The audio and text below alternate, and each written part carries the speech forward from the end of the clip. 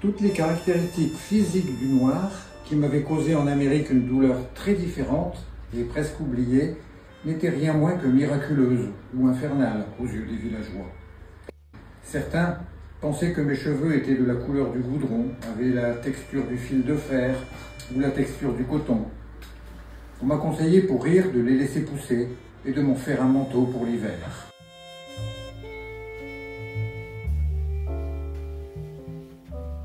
Tout le monde au village connaît mon nom, bien qu'il l'utilise rarement. Tout le monde sait que je viens d'Amérique, bien que ça, apparemment, ils n'y croiront jamais tout à fait, les hommes noirs viennent d'Afrique. Et tout le monde sait que je suis l'ami du fils d'une femme qui est née ici et que je loge dans leur chalet. Mais je demeure le même total étranger que le jour de mon arrivée, et les enfants crient « Nigger, nigger » quand je marche dans les rues.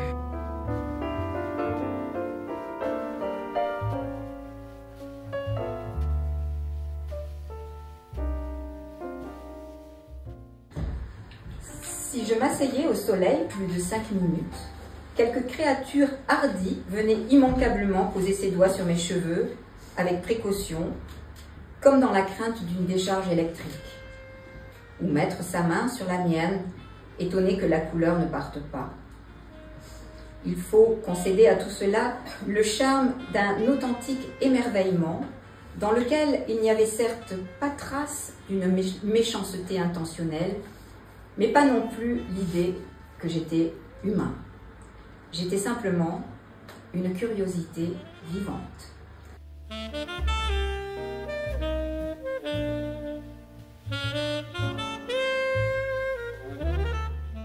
Les enfants qui crient « nègre » n'ont aucun moyen de connaître les échos que ce son soulève en moi.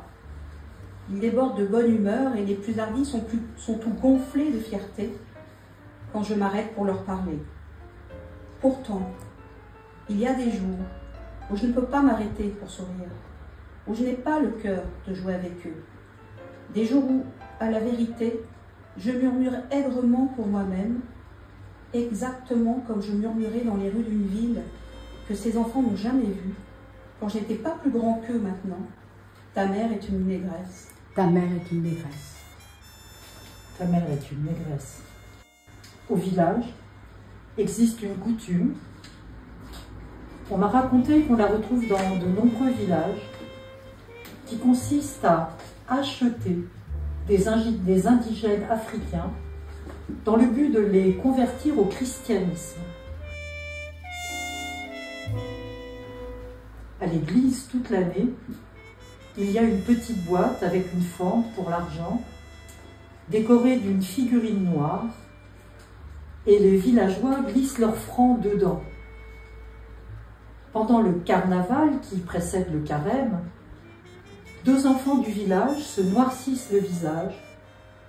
Dans cette noirceur désincarnée, leurs yeux bleus ont l'éclat de la glace, et de fantastiques perruques en crin de cheval sont placées sur leurs têtes blondes. Ainsi déguisés, ils sollicitent de l'argent auprès des villageois pour les missionnaires en Afrique.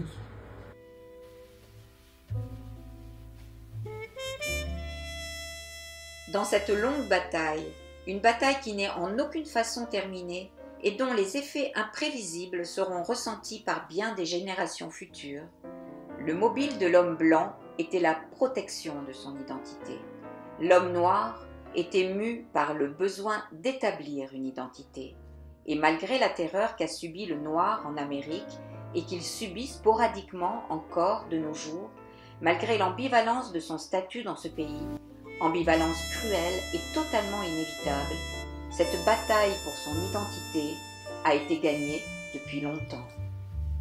Il n'est pas un visiteur en Occident, il est un citoyen ici, un Américain, aussi américain que les Américains qui le méprisent, que les Américains qui le craignent, que les Américains qui l'aiment.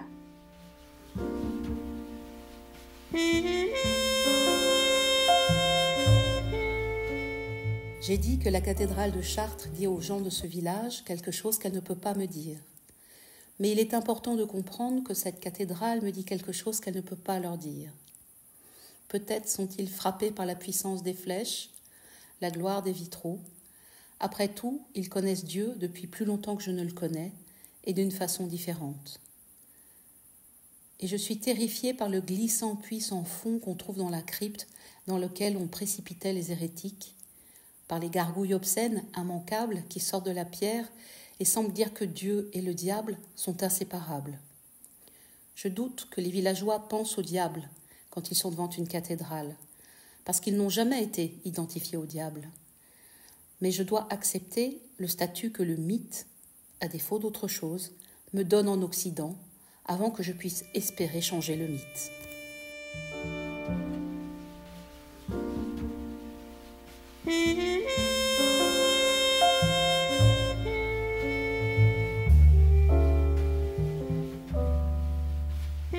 Pourtant, si le noir américain est arrivé à son identité par le biais de son absolue coupure avec le passé, les hommes blancs américains nourrissent encore l'illusion qu'il existe des moyens de recouvrer l'innocence européenne, de revenir à un état où les hommes noirs n'existent pas.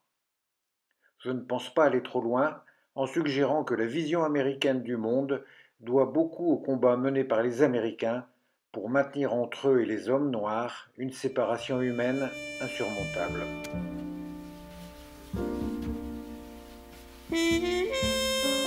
En réalité, je ne suis plus un étranger pour aucun Américain vivant. Une des choses qui distinguent les Américains des autres peuples, c'est qu'il n'existe aucun autre peuple à avoir été aussi profondément engagé dans la vie des hommes noirs et vice-versa. En regardant ce fait en face, avec toutes ses implications, on voit que l'histoire du problème noir américain n'est pas seulement une honte, elle est aussi, d'une certaine façon, une réussite. Car même quand le pire a été dit, il faut aussi ajouter que le défi perpétuel posé par ce problème a toujours été d'une façon ou d'une autre relevé. C'est précisément cette expérience noir-blanc qui pourrait se révéler pour nous d'une valeur indispensable face au monde d'aujourd'hui. Ce monde n'est plus blanc, et il ne sera plus jamais blanc.